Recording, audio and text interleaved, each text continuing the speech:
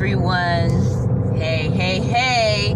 This is Pastor Lyndon. This is Sunday Swag, and I am going to talk about I will not bow. Listen, in the book of Daniel, the 3rd chapter, it talks about Shadrach, Meshach, and Abednego, and we find them in the providence of Babylon, right? And in this providence, Nebuchadnezzar gets an idea to build this idol of himself so the people can worship it. And so let me give you a little backdrop on this. The backdrop is in the 1st chapter, we find that Nebuchadnezzar has gone into Jerusalem and he has plundered it. He has overcome them. He has beat them. And now he's taken their people hostage, or not hostage, but captive. And he's making them serve him in a way that he deems fit. And so what the Bible says is that he took some of the nobles and some of the good-looking ones and some of the smarter ones, and he took them into his inner sanctum. He made them close to him, and he was going to teach them his lifestyle and his ways so that they could serve in his palace, in his kingdom, as nobles and as people of honor. And so Daniel, Shadrach, Meshach, and Abednego are 4 of the men that he has taken into this place. And in chapter 1, we find that he was trying to get them to be accustomed to eating their food. And Daniel said, I can't do that. And he talked to Shadrach, Meshach, and Abednego, and they all decided that they were going to not eat the king's meat, and that they believed that God would keep them healthy and keep them strong, and they would be able to perform even better if they didn't eat the king's meat. Now, what I understand about that is that Daniel initiated that. We all have that friend in our lives that initiates, and it's easy when we're with that friend to do the right thing and to talk the right talk and to walk the right way.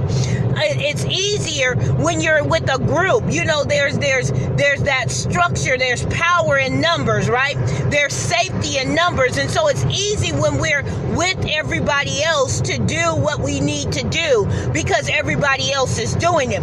And so we find these 4 men, and they stand up and they are better. They are 10 times, the Bible says, better than everybody else. And so they get favor and they get elevated because of this favor. And then in chapter 2, we see that the king has a dream, and the king's dream cannot be interpreted by anybody that is around him. And somebody says, what about Daniel? Daniel can interpret dreams. And Daniel comes up to interpret the dream. Not only does Daniel interpret the dream, but Daniel tells the king what the dream is.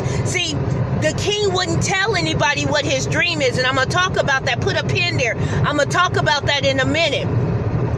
But he wanted the people that could tell him what the dream was about to tell him the dream and to tell him the interpretation. Daniel was the one that could do it. And so Daniel gets elevated, and Daniel says, hey, look, I'd rather stay here in the court, but if you want to send someone to the providence of Babylon, send my boys. Send Shadrach, Meshach, and Abednego. And so we find that Shadrach, Meshach, and Abednego are sent to the providence of Babylon while Daniel stays in the royal court. And so in chapter 3, we see there's a separation of the friends. Daniel is in the royal court by himself, but Shadrach, Meshach, and Abednego are in the providence of Babylon. And in the providence of Babylon, Nebuchadnezzar decides that I'm going to build this statue, this idol to myself, and I want everyone in this providence, I want everyone in my kingdom, when they hear the music, to bow down and to worship this idol.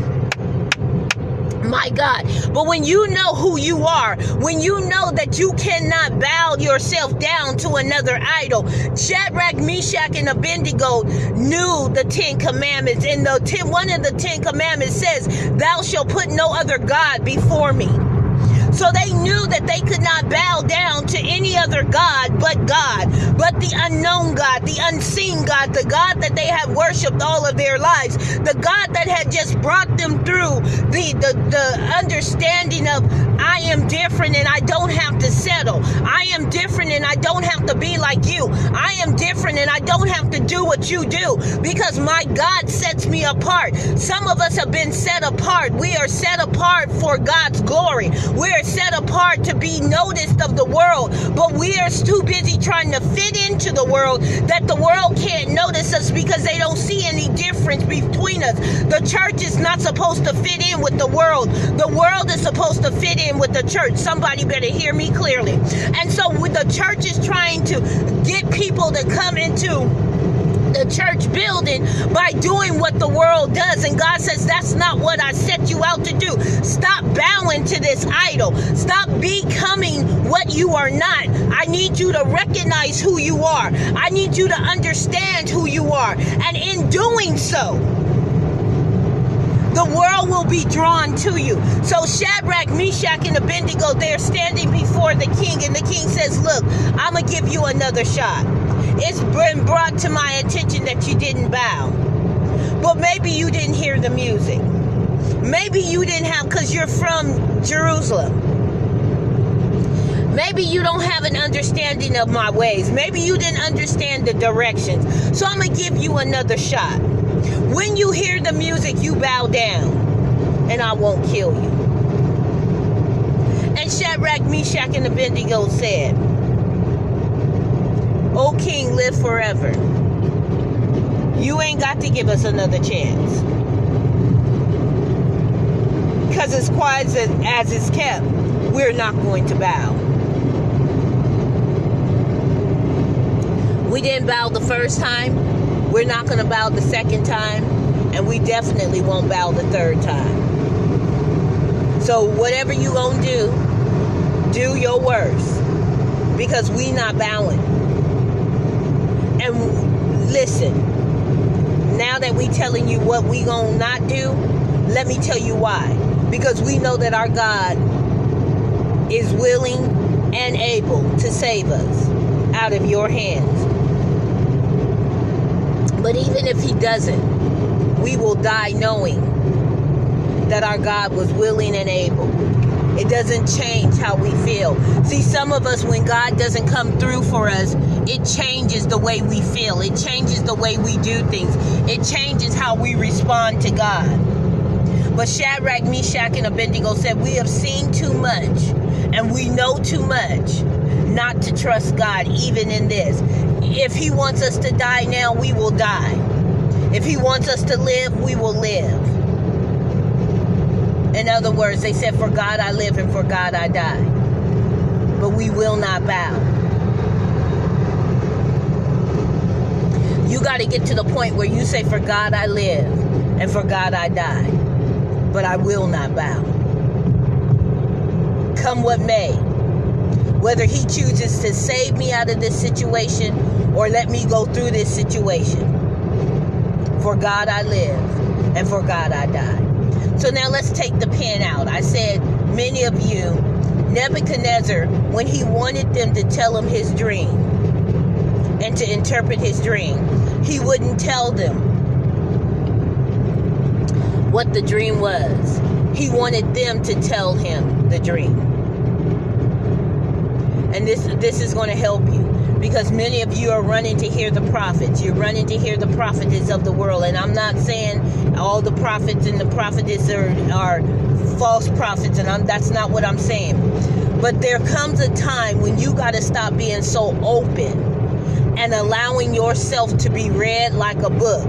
There comes a time when you need to shut up tight like Jericho. The Bible says Jericho was shut up tight. Why? Because the Israelites were coming and they were afraid and they were shut up tight. They didn't want nothing to get in and nothing to get out. Sometimes you got to be shut up tight so God can reveal to the men and women of God that's going to speak into your life his desire for your life. And it should line up to what you already know about you. That's all I got to say about that. You got to stop being wide open. You got to stop putting out your spiritual feelers and being so hard up and desperate that you letting the whole world know, because those that are false, they can read you like a book and they can come and tell you what you want to hear, and it has nothing to do with what God said. Let God reveal to them. You hear me? Is that all right? All right. Y'all be blessed. Y'all be encouraged. This is Sunday Swag. I am Pastor Linda, and we are on our way to San Francisco. If you are in or around the city of San Francisco and you need a place to worship, come on and meet us at 1390 Turk Street. Let me tell you something. You will be able to experience God in a real way. You be blessed. You be encouraged.